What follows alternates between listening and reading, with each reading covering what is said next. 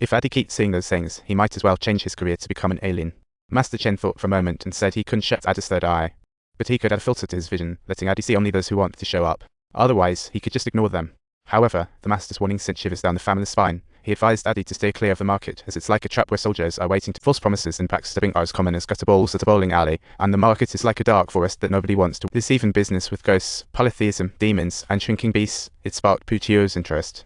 Fast forward to 1983, and Addy has grown up into a responsible young man, though his third eye ability has been tamed like a puppy. But occasionally, he still sees some weird phenomena others can't. Today he visited his dad's store. He caught his dad arguing with Sadie, who was warning Puccio to stop being so greedy, and Puccio impatiently replied. He told Sadie this was family business and to back off, but Sadie shook his head, pointed out Puccio's stubbornness, and left. Addy curiously asked his dad what was going on. Puccio pretended all was well, but Addy sensed his dad's unease, comforting him it wasn't his fault. Addy pointed at his dad's thriving store, while Uncle Sadie had lost his entire family and business. Puccio reminded his son Sadie his mother's brother hid a pile of secrets behind his success. After closing the store that night, Puccio saw a black bag on the ground and found a tiny pothole inside. Puccio was a bit taken aback and, hearing a creepy noise, quickly ran back to his car. The car shook too. Puccio yelled, "Bring it on if you dare." Suddenly dead quiet. Puccio quickly tossed the black bag aside, but soon after, he started feeling weird and dreamed he was flying. In an atmosphere that was both colourful and filled with eerie vibes, a wizard was intently conducting some mysterious ritual, while slowly and deeply inhaling a wisp of ascending mist. He hastily approached Puccio, and Puccio's body seemed to be contorted in an unusual way. The next year, Puccio woke up feeling exhausted, developed a fever, and quickly ate something to regain energy but ended up spewing blood everywhere. Horrified, maggots were in his blood. The doctor found nothing in hospital, and when discharged, his friends speculated that Puccio's booming business had drawn jealousy, and someone had put a hex on him. Puccio dismissed the notion, but Addy, who could see ghosts, suspected it was Uncle Sadie's spirit causing trouble. After school, Ollie went home to snack on leftovers, but saw his dad's bedroom door open. He approached and found his dad asleep, so he quietly closed the door, only to find it open again. Ollie saw a black bag with a red ribbon on the floor. Curious, he opened it up and found a tiny pothole and some blood mist inside.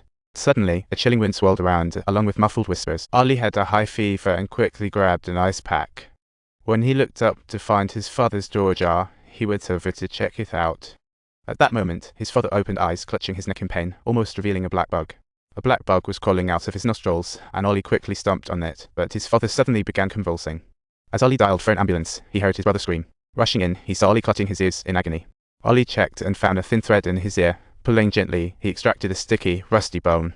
Before reacting, brother covered eyes, blood pouring, and sharp glass shot out of his body, splitting his brother in half. The whole scene was basically Ollie's funeral.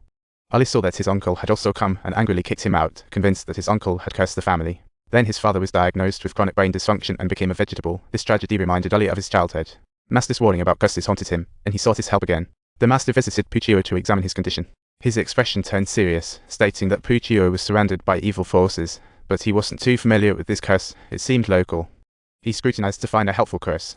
The master gave the family talismans and told them, if someone has cast a curse on their family, they need to be extra cautious, or they might be knocked off the game permanently. Ollie took over the family grocery store, but business declined rapidly, and employees resigned left and right. The weight of life fell squarely on her. One weekend, a customer came to buy rice, and Ollie found out the person wasn't human. By the time he realized it, the person had walked into Boss Wise's shop. Ollie followed in and saw a portrait of Boss Wise's daughter. Just then, Boss Wise spotted Ollie, angrily asking if he knew his dad killed Four Seasons' daughter, cursing his family to a bad end. Late at night, a fireball flew onto Ollie's roof. Manny heard a noise from above and got up to check it out, oblivious to the protective bracelet on her wrist, which had already snapped. Manny walked outside and spotted the black bag. Inside was also a little skeleton, and she reflexively wanted to toss it, but then suddenly felt dizzy. A chilling wind howled in, sending Manny stumbling back inside, and soon after, Ollie returned home. He found his mother's fallen skeleton, her bracelet snapped. Danger brewed at home. Ollie rushed in. Sister said Mum's like Ollie's condition. Ollie called the master again.